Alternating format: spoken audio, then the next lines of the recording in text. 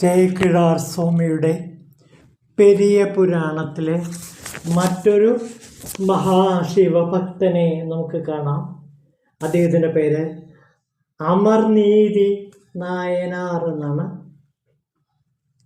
ചോഴ രാജ്യത്തിൻ്റെ പുരാതന തലസ്ഥാനങ്ങളിലൊന്നായ പഴയാർ എന്ന നഗരത്തിൽ വണികകുലത്തിൽ ജാതനായ അമർനീതി സ്വർണം, മുത്ത്, രത്നങ്ങൾ മുതലായ കച്ചവടം ചെയ്യുന്ന ഒരു സ്വർണ്ണ രത്ന വ്യാപാരിയായിരുന്നു. അതിലൂടെ അയാൾ ധാരാളം സ്വത്ത് സമ്പാദിക്കുകയും ചെയ്തു. ഈ സമ്പത്ത് മുഴുവനും ഈശ്വര സേവയ്ക്കും ശിവഭക്ത സേവയിലും ചെലവാക്കുകയാണ് അദ്ദേഹം ചെയ്തത്.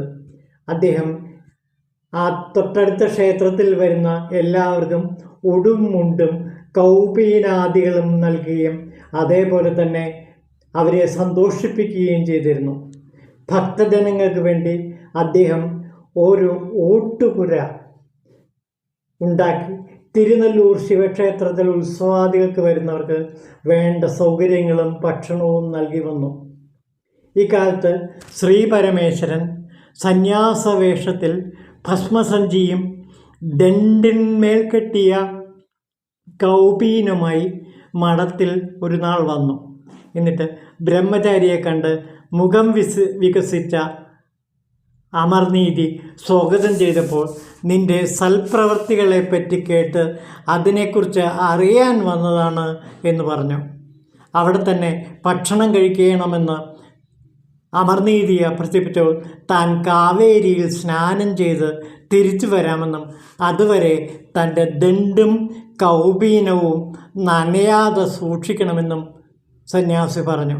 അമർനീതി അപ്രകാരം ചെയ്യുകയും ചെയ്തു. അങ്ങനെ കുളി കഴിഞ്ഞ് തിരിച്ച് വന്നതിനുള്ളിൽ കൗപീനം അപ്രത്യക്ഷമായതിനാൽ അന്താളിച്ച് അമർനീതിയെ അമർഷത്തോടെ മഴയിൽ നനഞ്ഞു വന്ന അന്തണൻ അധിക്ഷേപിച്ചു. നമുക്ക് ആ അധിക്ഷേപങ്ങൾ കേൾക്കാം.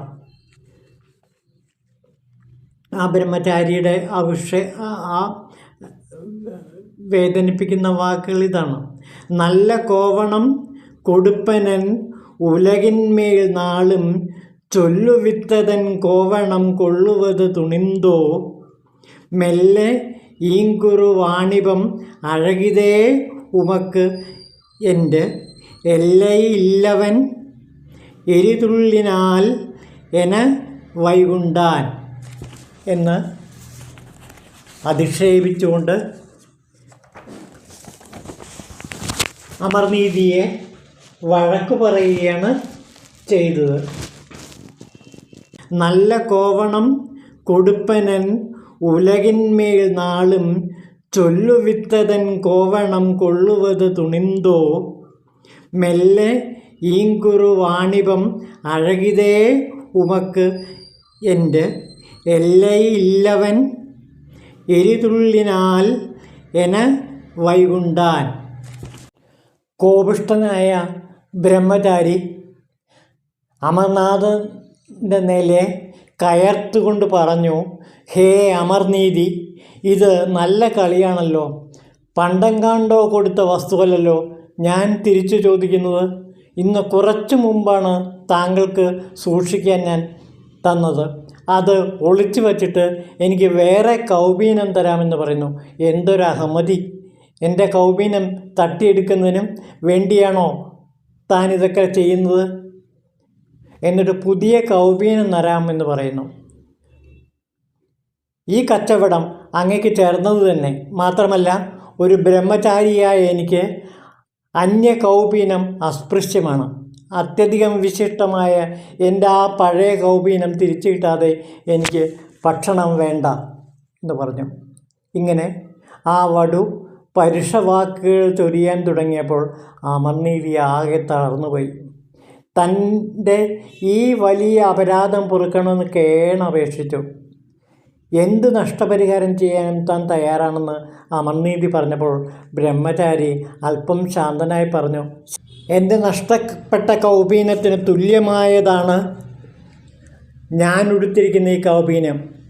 താങ്കളുടെ ത്രാസിൻ്റെ ഒരു തട്ടിൽ എൻ്റെ ഈ നനഞ്ഞ കൗപീനം വയ്ക്കാം, മറ്റതിൽ താങ്കൾ തരുന്ന വസ്ത്രവും വയ്ക്കൂ, എന്നിട്ട് തുല്യമാണെങ്കിൽ ഞാനത് സ്വീകരിക്കാം എന്ന് ബ്രഹ്മചാരി പറഞ്ഞു. അമർനീതിക്ക് സമാധാനമായി.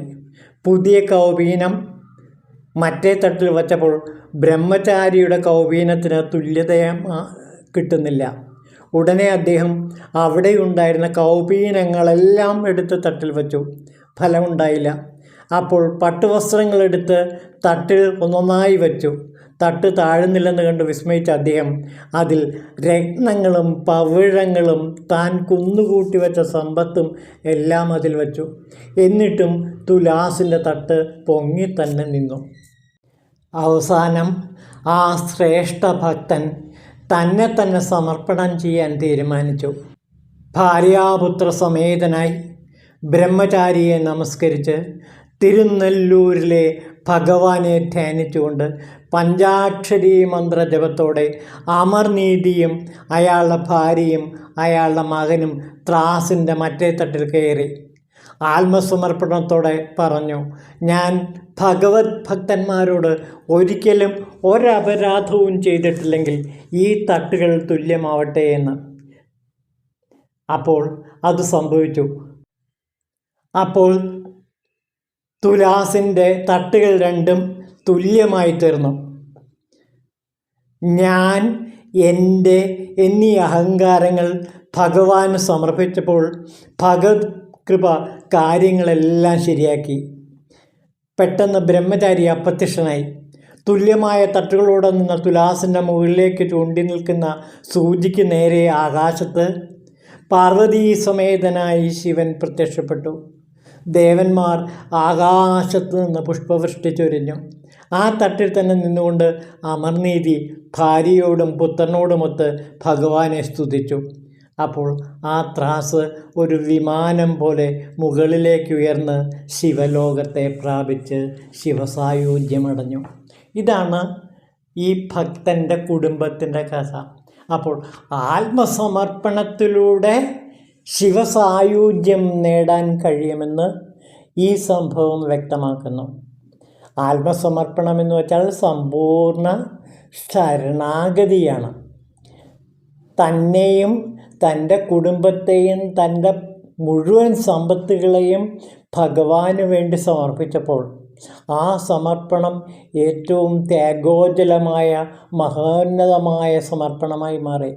അതിൽ ഭഗവാൻ പ്രീതനായി. അങ്ങനെയാണ് രണ്ട് തുലാസ് തട്ടുകളും ഒരേപോലെ തുല്യമായി നിന്നത്. അപ്പോൾ ഇതിൽ നിന്ന് നാം മനസ്സിലാക്കുന്നത്, ആരാണോ സമ്പൂർണമായ ആത്മസമർപ്പണം ഭഗവാന്റെ മുമ്പിൽ നടത്തുന്നത് അവരെ ഭഗവാൻ ഒരിക്കലും കൈവിടിയില്ല. ഇതാണ് സത്യം. അതായത് ശിവഭക്തൻ തന്നെ സമ്പൂർണമായി ഭഗവാന് സമർപ്പിച്ചു കഴിഞ്ഞാൽ പിന്നെ യോഗക്ഷേമങ്ങളെല്ലാം, ആ ഭക്തൻ്റെ യോഗക്ഷേമങ്ങളെല്ലാം ഭഗവാൻ നോക്കിക്കൊള്ളും. പിന്നെ ഒട്ടും ഭയപ്പെടേണ്ടതില്ല. ഞാൻ ഇവിടെയുള്ളപ്പോൾ എന്തിനു ഭയപ്പെടണം എന്നാണ് ഭഗവാൻ ഇങ്ങനെയുള്ള ഭക്തനോട് ചോദിക്കുന്നത്. അപ്പോൾ ഭക്തനെ സംബന്ധിച്ചിടത്തോളം പരിപൂർണ സ്വാതന്ത്ര്യം അനുഭവിക്കുന്നത് ഈ ആത്മസമർപ്പണത്തിലൂടെയാണ്. അപ്പോൾ സമർപ്പണം എന്നുള്ള ഈ മഹനീയമായ കൃത്യത്തിലൂടെ ഒരാൾക്ക് പരിപൂർണ സ്വാതന്ത്ര്യം കിട്ടും. അതാണ് ഏറ്റവും പ്രധാനപ്പെട്ട കാര്യം. നമ്മുടെ എല്ലാ പ്രശ്നങ്ങളും എല്ലാ ജീവിതത്തിൻ്റെ ദുഃഖദുരിതങ്ങളും ഇതോടെ പരിഹരിക്കപ്പെടും. അതിനൊന്നു മാത്രം ചെയ്താൽ മതി, ആത്മസമർപ്പണം.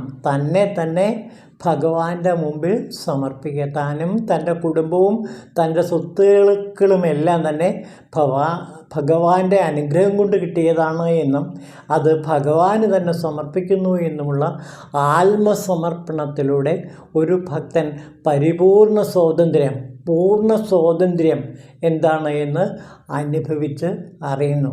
അയാൾക്ക് പിന്നെ ഭയമേ ഇല്ല. അഭയം വൈ ബ്രഹ്മ എന്ന ഉപനിഷത്ത് തത്വത്തെ ആ ഭക്തൻ സാക്ഷാത്കരിക്കുന്ന കാഴ്ചയാണ് നാം ഇവിടെ കാണുന്നത്. ഓം ശിവായ നമഃ.